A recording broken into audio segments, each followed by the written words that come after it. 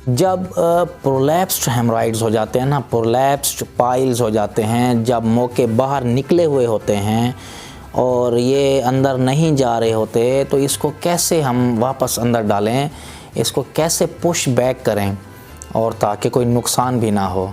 आज हम इस वीडियो में आप लोगों को बताएंगे कि प्रोलैप्स हेमराइड्स को वापस पखाने वाले रास्ते में वापस अंदर डालने का तरीका क्या है। जैसा कि आप लोगों को पता है कि ये जो हेमराइड्स होते हैं, जो पाइल्स होते हैं, ये मोके होते हैं जो पखाने वाले जो रास्ता है इसके मुंह से बाहर निकलते हैं और ये कब्ज़ की वजह से होते हैं। और फर्स्ट डिग्री इनके ये होता है कि ये अंदर ही रहते हैं लेकिन ब्लीडिंग हो रही होती है। सेकंड डिग्री होते हैं कि पखाना करने के दौरान ये बाहर आते हैं लेकिन ख़ुद ब खुद वापस अंदर चले जाते हैं। थर्ड डिग्री ये होती है कि ये नॉर्मली बाहर रहते हैं तो इनको पुश बैक करना पड़ता है फिंगर से। और फोर्थ डिग्री होता है कि ये बाहर आए होते हैं लेकिन वापस नहीं जा सकते, फंस चुके होते हैं, कॉम्प्लिकेशन हो चुकी होती है, अल्सरेटेड से हो चुके होते हैं। तो अब आज हम इस वीडियो में आप लोगों को बताएंगे कि ये जो थर्ड डिग्री हेमराइड बाहर आगे हुए हैं इनको वापस कैसे डाला जाए। क्या ऐसे ही बस बाहर आ गए तो उंगली से हम जो हर दफ़ा आप लोगों ने हमारी वीडियो में भी देखा होगा कि हम कह रहे हैं कि थर्ड डिग्री वो होते हैं जो मैनुअली जो उंगली से वापस चले जाते हैं, तो क्या सिर्फ उंगली से इसको वापस डाल देंगे, ये आज हम आप लोगों को बताएंगे। इतना सिंपल नहीं होता कि बाहर आए हुए हैं तो इन उंगली से इसको वापस डाल दें। अगर हम उंगली से वापस डालेंगे तो क्योंकि यहाँ पे जो नाड़ें अब फूली हुई होती हैं, इसकी जो जल्द होती है अंदर वाली म्यूकोज़ा जो होता है वो भी थिन आउट हुआ होता है, बहुत पतला हुआ होता है, ऐसे वेसल बस बाहर से ऐसे निकल रही होती है, ऐसे फटने वाली हो रही होती हैं। तो बाज़ दफ़ा तो इसी वजह से ही तो ब्लीडिंग स्टार्ट हुई होती है।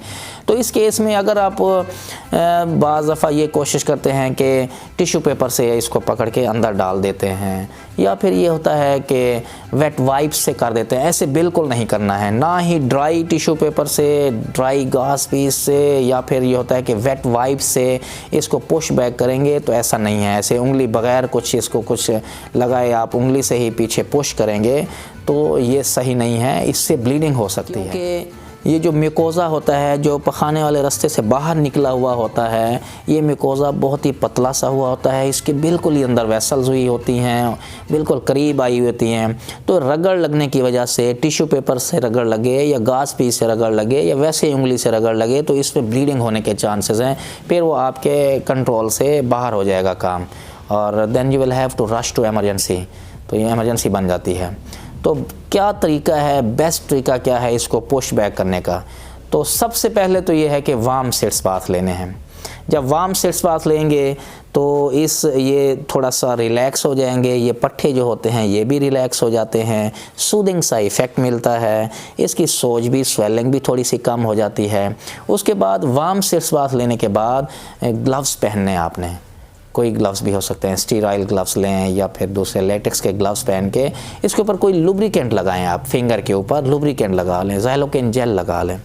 तो लुब्रिकेंट लगाने के बाद फिर आपने इसको आराम से जेंटली इसको पुश बैक करना है, तो ये फिर अंदर चले जाएंगे।